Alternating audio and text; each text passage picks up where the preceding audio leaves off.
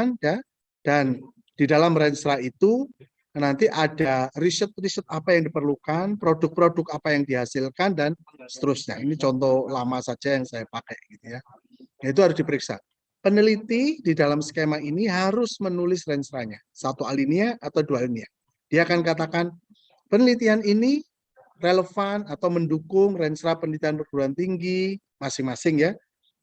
Misalnya Politeknik Banjarmasin tahun sekian sampai tahun sekian dengan keunggulan ini, atau ada 3 keunggulan dan kita mengambil keunggulan ini, dan keunggulan ini pada tahun 2001 sudah mengarah pada penciptaan produknya. Nah, itu dijelaskan. Kalau Bapak Ibu reviewer melihat itu tidak ada, ini bukan penelitian desentralisasi. Ya, nanti ada penilaian relevan, itu Bapak Ibu tulis 0. Diceklik yang tidak relevan. Ya, jangan segan-segan karena memang ini ketentuan ya karakternya. Karena berarti dia membuat proposal yang tidak sesuai di situ ya. Oke. Nah, ini Renstra adalah upaya untuk pencapaian keunggulan ini yang arahnya adalah sedapat mungkin bisa membawa perguruan tinggi masing-masing memiliki competitiveness, keunggulan masing-masing dari yang lain. Ada Renstra tingkat universitas, ada Renstra tingkat prodi ya, fakultas, ada Renstra tingkat riset group. Enggak, itu roadmap ya kalau riset group ya. Prodi ada yang membuat, ada yang tidak. Kalau universitas pasti. Kalau roadmap yang ada. Di dalam Renstra itu ada roadmapnya. Di dalam Renstra ada roadmapnya. Ya, kalau Renstra perguruan di tingkat perguruan tinggi, kalau roadmap yang biasanya di prodi dan di apa namanya? Di riset group. Tapi ada prodi juga yang membuat Renstra, ada. Oke, jadi Renstra adalah arah kebijakan selama 5 tahun. Di dalamnya ada peta kompetensi. Jadi berapa yang doktor, berapa yang profesor, berapa yang lektor, berapa yang asisten ahli itu ditulis semua. Juga riset-riset yang lolos itu fokusnya apa. Jurnal-jurnal yang masuk itu jurnalnya internasionalnya apa, nasionalnya apa, itu dijelaskan di dalam Renstra itu. Dan kemudian dengan dasar itu membuat keunggulan, fokus, tema, topik, dan juga roadmap pencapaiannya. Gitu. Di tempat saya ada 10, tapi yang diutamakan, jadi 5 tahun mengutamakan 3, 5 tahun berikutnya menjadi 5, 5 tahun berikutnya menjadi 10 gitu. Nah, itu di tempat saya modelnya begitu. Setiap universitas beda-beda ya, kita ngikuti aja.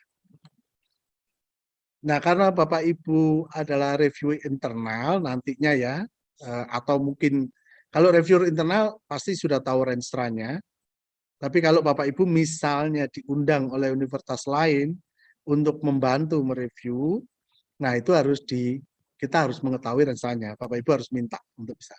Nah, ini isi Renstra, ada bab 1, bab 2, bab 3, bab 4, bab 6. Nah, biasanya yang diacu itu pada bab 4 ini. Pada bab 4 ini yang berisi fokus, tema, topik, roadmap itu di sini. Ya, ini yang diacu. Dan peneliti harus menguraikan itu, tapi tidak perlu panjang lebar, cukup 1 alinea atau 2 alinea. Di mana ditempatkannya? Boleh ditempatkan di bagian bab 1 latar belakang, setelah tujuan atau sebelum tujuan, boleh di teori. Bebas lah. Yang penting kita reviewer mencari aja sampai ketemunya. Kalau saya biasa saya pakai shot itu, nanti sudah bisa ketemu. Nanti peneliti akan menemukan ini di Renstranya ya. Kapan-kapan kita belajar untuk menyusun Renstra.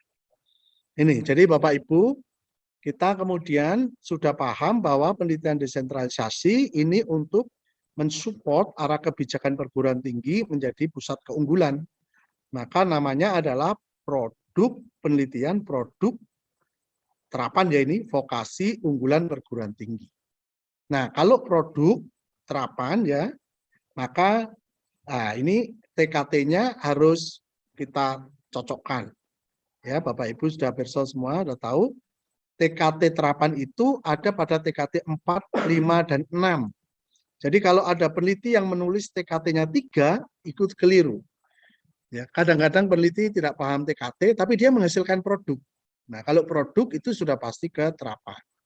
TKT 1, 2, 3 itu penelitian dasar. Prof. Agus menjelaskan ya, kalau skema ini nanti setelah ini itu Prof. Hotniar akan menjelaskan Setelah ini Prof. Niar ya akan menjelaskan skema-skema ini, tetapi yang kita bisa lihat yang penelitian ini itu penelitian PDP, PTM itu dasar ya, kemudian yang produk vokasi itu yang terapan. Nah, jadi kalau dasar 1, 2, 3 ini bisa kita lihat pada tujuan penelitiannya, dia itu menciptakan, memperbaiki, mengkonstruksi atau rekonstruksi ilmu. Apakah teori, apakah metode, apa pendekatan, apa asumsi, apakah itu azas-azas ya. Itu risetnya seputar itu aja. Menemukan merekonstruksi azas. Jadi belum sampai ini dipakai oleh siapa. Kalau mau tanya siapa yang pakai orang ilmuwan. Ya, para ilmuwan. Itu belum sampai. Nah, kalau sudah ngomong tentang pemakaian, jadi misalnya saya menemukan azas-azas untuk pola kehidupan, untuk apa namanya, azas-azas kesopanan di dalam media sosial. Ya, atau misalnya mahasiswa saya meneliti tentang bagaimana mengidentifikasi jenis kelamin di internet, di media sosial. Kan orang bisa saja masang fotonya orang perempuan, nama perempuan, tapi dia laki-laki, bisa saja tidak ketahui. Nah, dia meneliti bagaimana caranya prinsip-prinsip untuk menemukan jenis kelamin pada sosial itu, anak komunikasi ya. Sudah dia temukan. Nah, kalau sampai di sekitar dia menemukan ciri-cirinya, prinsip-prinsipnya saja, itu riset dasar. Nah, terus hasil riset itu dipakai untuk apa? Nah, ternyata dipakai untuk mengembangkan alat deteksi untuk jenis kelamin. Jadi ada kemudian aplikasi yang dibuat untuk bisa dimasukkan ke program itu mendeteksi. Nah, kalau sudah sampai aplikasi, prinsip tadi dikembangkan di aplikasi itu riset terapan. Ya, hasilnya adalah produk dan harus ada penggunanya. Gitu. Nah, kalau sudah aplikasi itu kemudian dijual ke dalam industri, ini riset pengembangan 789 ini. Kalau di sini bukan hanya pengguna itu apa namanya mitranya, tapi di sini mitranya investor, industri yang mau menginvestkan ini, memproduksi massal.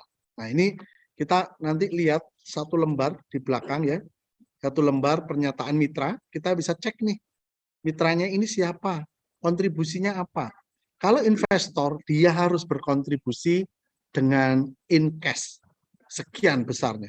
Kalau terapan, kontribusinya bisa in kind. Kalau dasar, kontribusinya itu biasanya kemitraan. Kalau dasar ini ada mitranya sesama rekan peneliti. Jadi kalau saya dari UNS, sekolah vokasi, kemudian saya mitra dengan dari Politeknik Negeri Malang misalnya gitu, itu apa namanya riset dasar. Jadi ada karakter itu ya Bapak Ibu. Kalau desentralisasi kita akan memahami tidak sekedar dia harus mengacu kepada Renstra, tetapi dia juga harus sesuai dengan TKT-nya yang dalam hal ini adalah penelitian terapan produk, menghasilkan produk dengan TKT 456. Nah, ini pada bagian ini yang penelitian produk unggulan ini. Ya, kalau kompetitif nasional ada yang produk vokasi, tidak ada unggulan perguruan tingginya. Ya, kalau yang kompetitif nasional. Tapi kalau yang desentralisasi ambil yang ini. Nah, seorang peneliti misalnya pengen ke vokasi ke yang nasional atau desentralisasi silakan. Sepanjang eligible, sepanjang syarat-syaratnya terpenuhi boleh saja, gitu ya. Nah, kita coba lihat ini.